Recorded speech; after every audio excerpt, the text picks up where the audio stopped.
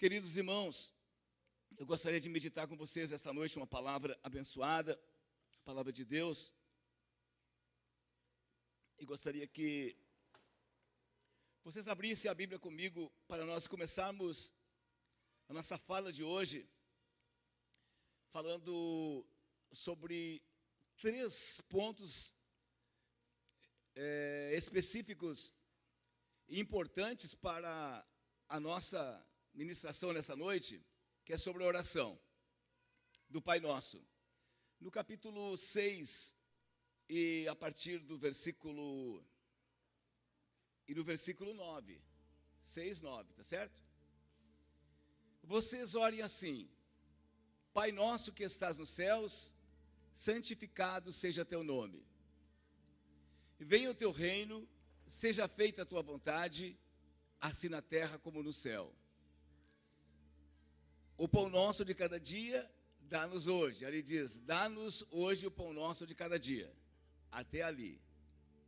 Amém. Importante o que nós estamos ministrando durante este mês, que é sobre o reino de Deus.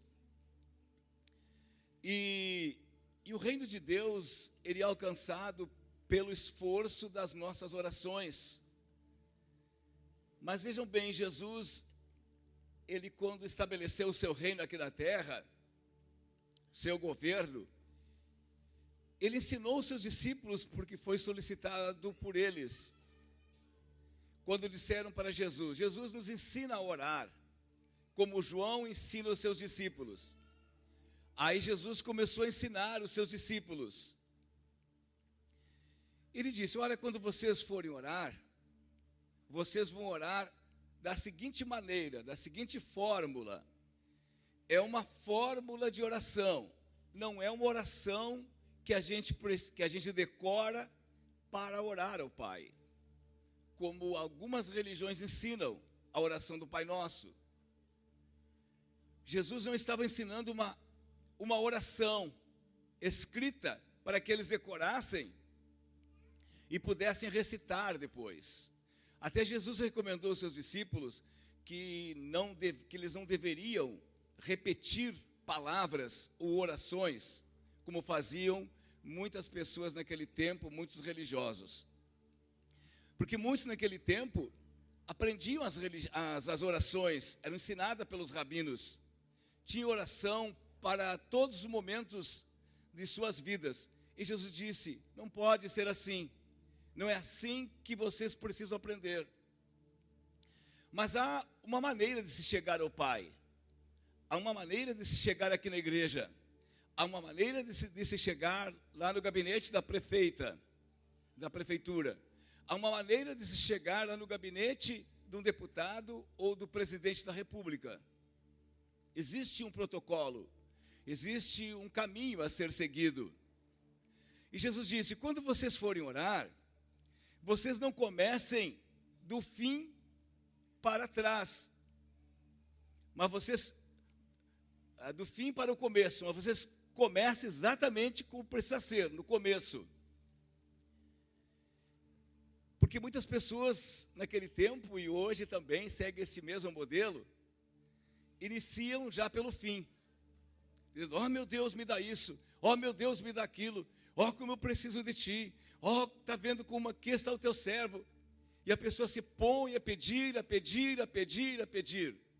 Quando tem uma campanha na igreja da prosperidade, todos querem participar. Não posso perder o culto hoje porque eu estou na campanha. E eu não posso perder nem um dia da campanha. Eu preciso pedir, porque há um objetivo, eu estou pedindo alguma coisa. Vejam bem que as pessoas chegam na igreja e fazem oração já na parte final e não no começo. Quando nós iniciamos uma construção, quando nós iniciamos numa estrada, nós iniciamos já lá no fim, ou percorremos todo o percurso até chegar no fim. Iniciamos uma construção pelo telhado e ela fica no ar, ou iniciamos uma construção pelo alicerce?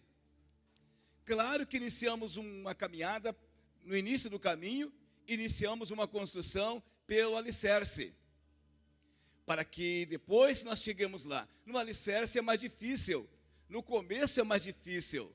No começo as coisas não são muito conhecidas de nós ainda.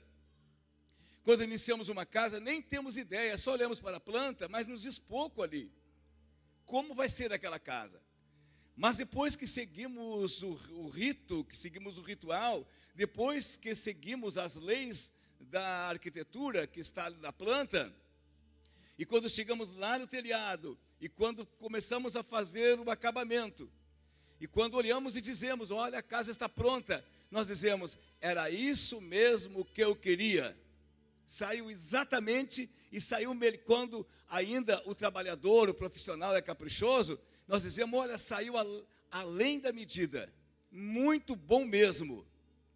É assim ou não é? É exatamente quando nós chegamos a Deus. Nós não podemos chegar já pedindo, mas precisamos chegar humildemente na sua presença e dizermos para Ele, ó Pai, eu quero consertar minha vida, eu quero glorificar o Teu nome. Nós chegamos dizendo, bom, quando chegamos na casa de alguém, ou para visitar alguém, ou entramos num grupo, nós primeiro não nos apresentamos, primeiro não saudamos as pessoas, dizendo, eu sou Milton, olha, assim, assim, assim, que bom estar aqui no grupo. Eu sou fulano de tal que vim te visitar. Eu vim entregar um folhetim na tua casa. Pertenço à Igreja do Brasil para Cristo, que bom. A gente não chega e diz assim, olha, tu precisa aceitar Jesus, tu precisa se converter. Nós não podemos chegar num grupo dizendo assim, olha, eu sou aqui e eu estou aqui para mandar nesse grupo. Eu estou aqui, sou isso. E a pessoa começa a olhar assim, você não vai colar, não vai dar certo essa pessoa aqui no nosso grupo. Jesus quer que nós entremos na presença dEle, primeiro, o reconhecendo como nosso Deus.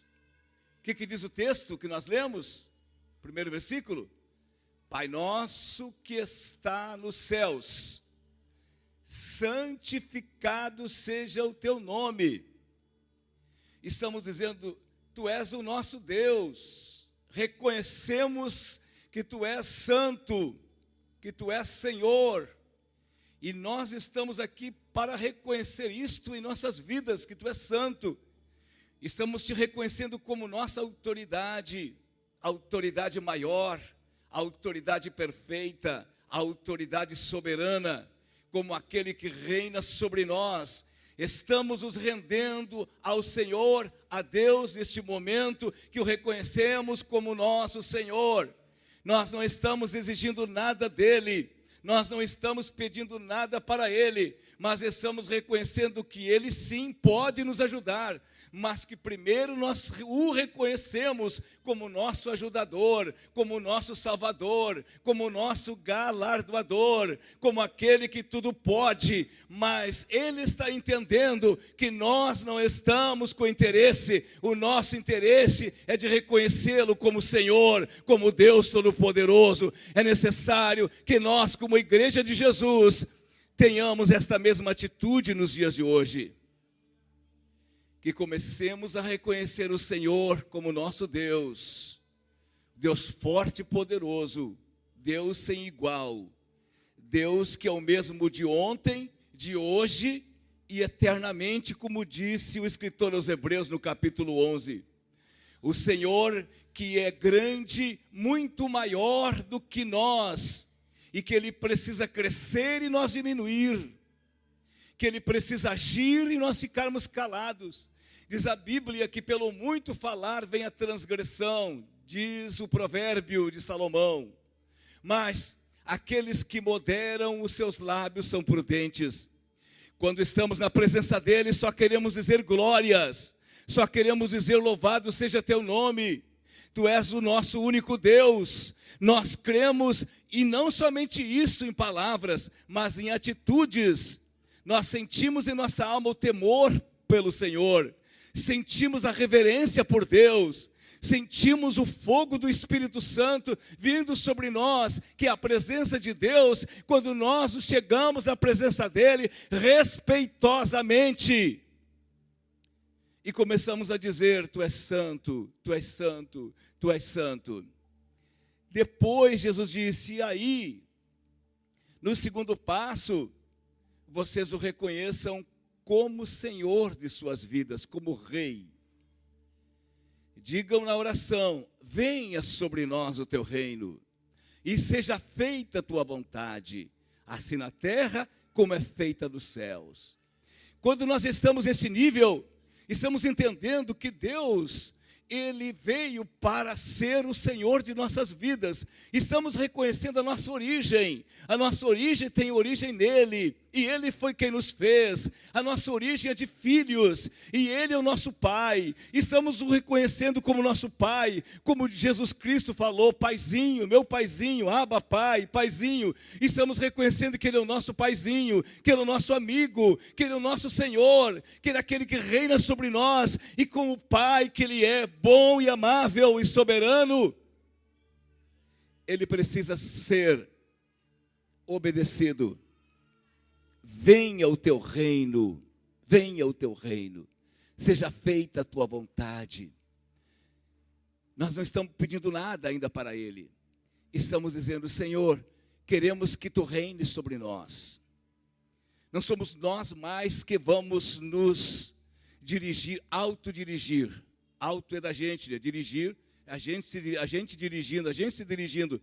Mas nós estamos na tua presença como servos, como filhos, como súditos de um reino. Estamos para te servir, estamos para trabalhar, não estamos pedindo nada, não estamos exigindo nada. Estamos reivindicando o nosso direito de filhos, nossa filiação que havia se rompido pelo pecado.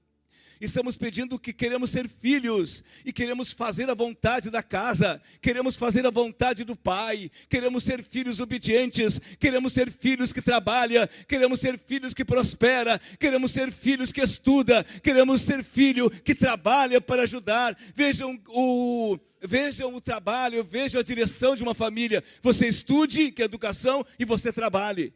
Não é isso? Nós queremos aprender de ti, nós queremos estudar a tua lei, mas queremos trabalhar também para ti. Aí no terceiro ponto, é que vem essa palavra que eu quero falar para vocês hoje. No terceiro versículo que nós lemos diz: e o pão nosso de cada dia, Pai, nos dá hoje. Estamos declarando que somos dependentes dele. Por mais que tenhamos habilidades, por mais que tenhamos competências, por mais que sejamos sábios a ponto de sermos os mais inteligentes da sua criação, nós precisamos que Ele nos dê o pão de cada dia. Porque se não acontecer isto, nós vamos passar fome. Nós vamos ter falta do pão, vamos ter falta do sustento para o nosso corpo físico. E o pão nosso de cada dia não é só para suprir nossas necessidades físicas, mas nossas necessidades espirituais, emocionais, as nossas necessidades de caráter. Queremos que o teu pão venha nos sustentar na nossa vida moral, na nossa vida física, na nossa vida espiritual, porque somos os teus filhos. Nós estávamos vindo de uma geração decaída, nós estávamos vindo de um mundo que tinha nos ensinado coisas erradas, e nós nos aculturamos ao erro, mas agora, através do arrependimento, estamos declarando que pertencemos ao teu reino. Então, pertencentes ao teu reino, como teus servos, como teus filhos obedientes, nós queremos que nos dês o pão nosso de cada dia. Aí Ele nos dá o direito de reivindicarmos o pão. O pai trabalha para sustentar os seus filhos. Costumo ver muitas pessoas dizerem, mas às vezes dizem assim, até sem pensar muito no conteúdo: eu tenho que sustentar meus filhos? Só para levar vantagem. Às vezes dizem, né? Eu preciso ganhar mais porque eu tenho que sustentar meus filhos. Às vezes sustentar o vício, né? Mas os filhos levam a culpa. Eu precisei meus filhos. Mas é isso que acontece, não é? Ou se é para ouvir, se não é. Mas o pai sempre pensa, eu preciso sustentar os meus filhos. Será que o pai não pensa assim também? Será que o pai que nos recebeu como filho, através de Jesus Cristo, pela sua morte, vai nos deixar jogado? Vai nos deixar sofrendo? Vai nos deixar com as maiores, perder as maiores guerras? Ter as maiores decepções? Ter as maiores desilusões? Não. Você sabe que muitas decepções e muitas desilusões, nós as recebemos porque nós caminhamos em direção a elas. Não que Deus tenha nos levado a esses momentos difíceis de nossas vidas. O Pai, Ele quer que o nosso caminho seja o caminho que Ele traçou para nós seguirmos. Jesus disse, eu sou o caminho, a verdade e a vida. E eu gostaria agora de ler um outro texto na Bíblia, que foi da segunda ministração do pastor Marcos, lá no Monte Carmelo, no livro de 2 Reis, no capítulo 18, e no versículo, deixa eu ver se abre aqui o meu telefone. Achou para nós? Glória a Deus. 2 Reis 18, 41. 2 Reis 18, 41. E Elias disse a Acabe, vá comer e beber, pois já ouço o barulho de chuva pesada. Que versículozinho, hein? Parei que eu vou ler na minha aqui. 18, 41.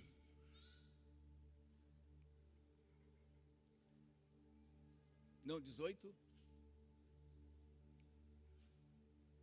Eu estou no texto da Bíblia aqui, porque eu estou com essa luz aqui, deixa escura aqui a Bíblia.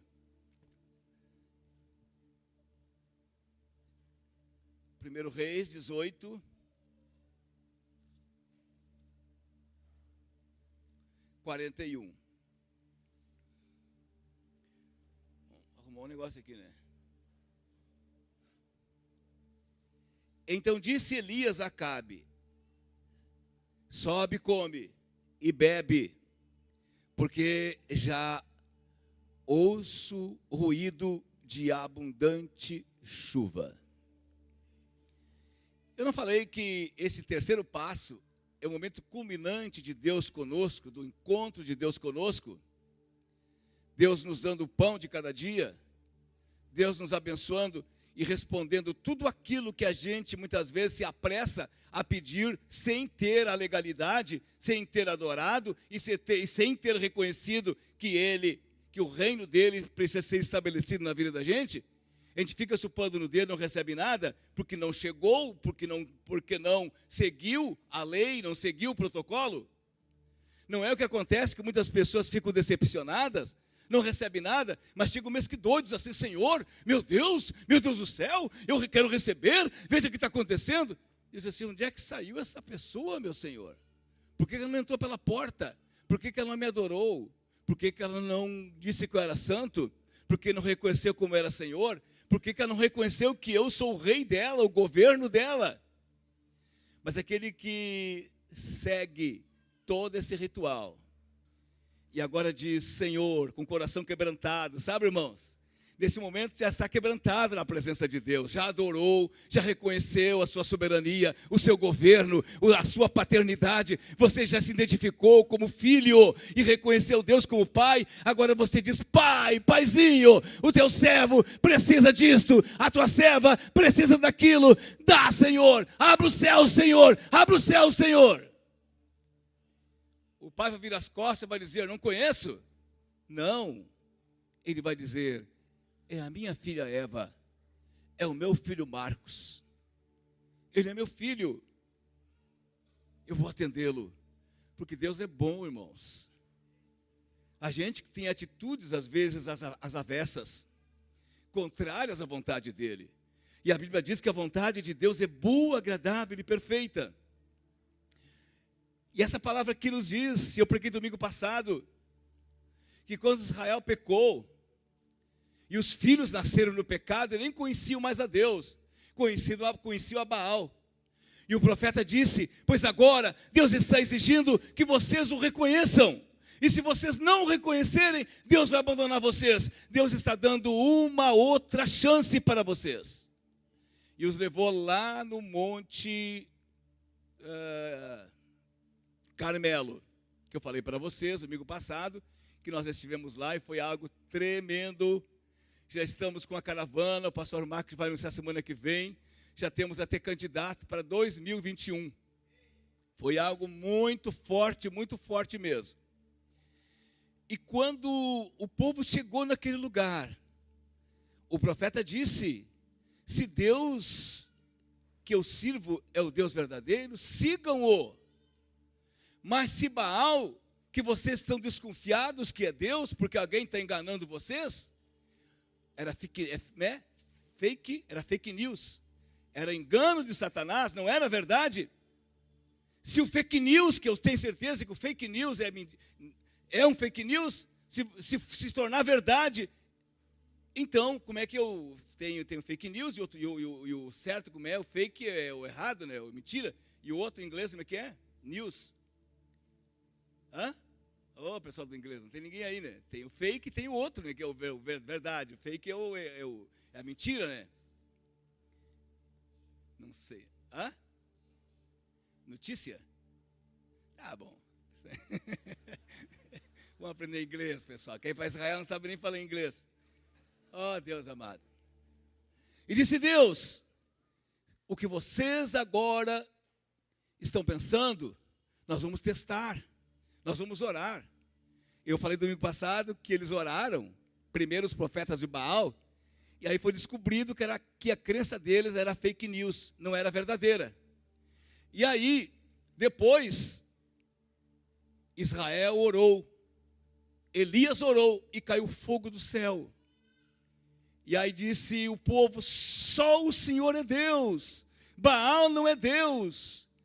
Eles estavam fazendo o que naquele momento? Reconhecendo a paternidade de Deus, reconhecendo a soberania de Deus, reconhecendo a santidade de Deus. Eles não chegaram pedindo lá no altar: então te mostra para mim se tu és Deus. Primeiro eles se arrependeram. Não há bênção sem arrependimento. E o arrependimento, sabe o que é, irmãos? Não é a pessoa ficar chorando, sofrendo. Ai, estou sofrendo que eu fiz mal para fulana. Eu traí minha mulher, traí meu marido. Ah, porque eu briguei com minha mulher, briguei com meu marido. Ah, porque eu briguei com meu pai, briguei com minha mãe, que sofrimento. Ah, eu pequei, que tristeza, que o pastor vai dizer. O que o pastor vai dizer? Pastor, não tem nada a dizer, você que pecou, né? E agora o que aconteceu, meu Deus? Sofrendo. Não, arrependimento significa não fazer mais aquilo que estava fazendo antes. Significa mudar de atitude. Significa ter um outro comportamento. Isso significa arrependimento. Quando a pessoa, não adianta chorar e fazer a mesma coisa depois. É a pessoa chorar e dizer assim: nunca mais vou fazer isso, minha mulher. Nunca mais vou fazer isso, meu irmão. Nunca mais vou fazer isso, pastor. Eu já vi muita gente chorar perto de nós, né? Chorar e dizer: estou arrependido. Mas nós damos as costas e eles ficaram fazendo a mesma coisa. Isso não foi arrependimento. Aquele povo se arrependeu, irmãos. E o povo disse: só o Senhor é Deus. Ele estava dizendo: venha sobre nós o teu reino, Senhor. Não queremos mais o reino de Baal. Não queremos mais adorar deuses estranhos. Só o Senhor é Deus. Nós te recebemos como nosso Deus. Nos perdoe. As nossas atitudes vão comprovar que nós te recebemos. Nós vamos começar a orar a ti. Nós vamos começar a amar o próximo. Nós vamos começar a te amar. Nós vamos começar a amar nossa família. Nós vamos começar a nos libertar dos vícios que nós tínhamos antes. Nós vamos, a partir de hoje, demonstrar nossa atitude, indo à igreja, indo ao templo, indo à célula. Isso é arrependimento. E eles disseram: nós nos arrependemos. Nós vamos deixar de ser pessoas agora más, ruins, dissimuladoras, mentirosas. E Deus disse: ah, meu povo querido, meu povo amado, glória a Deus, porque Deus vê o coração, irmãos. Quando a pessoa se arrepende, Deus vê lá no coração, lá no interior. Deus vê a mudança que começa a brotar. e os frutos começam a vir. E aí Elias disse: vocês se arrependeram? Deus falou que vai mandar chuva para vocês. Qual a maior bênção que aquele povo precisava, irmãos? Chuvas. Eles tinham passado 3 anos e 3 meses sem chuva. 3 anos e 6 meses na maior sequidão. Lá é só deserto em Israel. Agora 3 anos e 3 meses sem chover, não tinha mais nada. As manadas estavam morrendo, os rebanhos morrendo, os poços secos, as despensas vazias, a eira estava vazia. E agora Deus diz: agora eu vou encher as eiras, agora as árvores vão florir, agora os olivais vão dar o azeite, agora as parreiras ou as vinhas vão dar as suas uvas, vão dar o vinho. E o profeta disse: meu servo, vai olhar lá para a banda do mar. Está escrito, continuando a leitura daquele capítulo 18, né? Que nós estávamos lendo. Ele desceu lá embaixo no monte, disse o Senhor, disse o profeta: vai lá olhar se está vindo chuva. E ele foi 6 vezes e não vinha chuva, irmãos. Mas na 7ª vez, mesmo que essa lição, como demorou para a gente ver o resultado, não é isso? Agora é só comemorar em casa, irmãos, tá bom? Mas não se preocupe que nós vamos aproveitar até o finalzinho desse culto aqui. Glória a Deus. E disse o profeta: e vai, porque eu ouço o barulho de chuvas. Eu já estou percebendo, eu já estou sentindo o meu Deus movendo o seu braço e dizendo para as nuvens: chuva, eu quero chuva. Dizendo para a natureza: eu quero chuvas sobre Israel. Porque Israel se converteu. Israel não mais é aquele povo. No momento que nos convertermos, irmãos, está escrito no livro de 2 Crônicas, capítulo 7, 14. Se o meu povo que se chama pelo meu nome se humilhar, se converter dos seus maus caminhos, se humilhar, se converter dos seus maus caminhos, se humilhar e se converter, são comportamentos, irmãos. Se humilhar e se converter dos seus maus caminhos, eu ouvirei dos céus.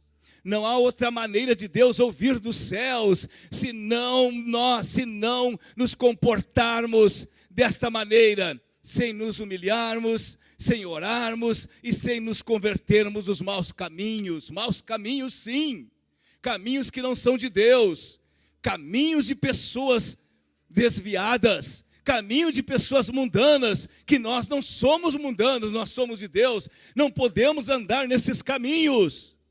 Desde o nosso pensar, até o nosso vestir, até a maneira de nós agir, até a maneira de nós olharmos. Não somos do mundo. Se converter dos maus caminhos. Ah, mas é bonitinha do mundo. E se é do mundo e é imoral, nós não temos nada que ter nada do mundo. Que é imoral, que não é de Deus. Aleluia. E disse o profeta: eu já ouço o barulho de chuvas. Quero dizer para você nesta noite, eu ouço o barulho de chuvas de Deus sobre a sua vida. Eu ouço o barulho, porque eu posso olhar para você aqui de cima e ver a sua atitude de arrependimento. E isto vai comprovar o que eu estou dizendo pelo seu comportamento. Porque você vai começar a mudar de comportamento. Aquilo que era errado, que você chegou à conclusão que era errado, você não vai fazer mais. Deus não vai vir do céu para fazer você pegar pela mão e diga assim: não faça mais isso. Você é que tem que agir e não fazer mais. Você é que tem que ter essa autonomia e dizer: eu não vou fazer mais. Não precisa olhar para a mulher, não precisa olhar para o irmão, não precisa olhar para o pai. É você que tem que ter essa autonomia e dizer: eu não vou andar mais nesse caminho, chega! Esse é o seu comportamento, que vai demandar as suas emoções. E sabe quais serão as suas emoções? A sua maior convicção, fé, desejo de vencer. A sua resiliência contra este mal. Porque você sabe que as nossas emoções agem junto conosco para nós irmos ou ficarmos parados. Quando sobe a adrenalina, ou nós fugimos ou nós atacamos. Aí, as emoções vão fazer com que as nossas adrenalinas aumentem. O coração vai ficar acelerado. E Deus vai dizer, o Espírito Santo vai dizer, vai, meu servo, peça a Deus, creia. E os milagres vão começar a acontecer. Disse o profeta, rapaz, tu vai lá de novo, olha pela sexta vez, porque eu já estou ouvindo barulho. Ele foi e voltou correndo, dizendo, certo, cansado, subiu toda aquela montanha, José e Ellen estavam lá. E disse, profeta, está acontecendo um milagre. Quer dizer para você, você quer dizer para alguém da sua família, da igreja, seu irmão, sua irmã, está acontecendo um milagre. Está acontecendo, então mude o seu comportamento, creia, vai acontecer milagre. E o profeta disse, eu sabia, tu não estava vendo, mas eu sabia, tinha ouvido o barulho. Ele disse, agora vamos nos levantar, porque a chuva vem. Igreja, vamos nos levantar, porque a chuva está vindo. Porque Deus quer mandar chuva sobre a sua casa, chuvas de bênção sobre a sua família, chuvas de bênção sobre os seus negócios, chuvas de bênção sobre a sua empresa que está parada. Por que as outras fluem e a sua não flui? Sobre a sua família. Por que tem famílias que estão crescendo, se estruturando, se solidificando como exemplo para a sociedade?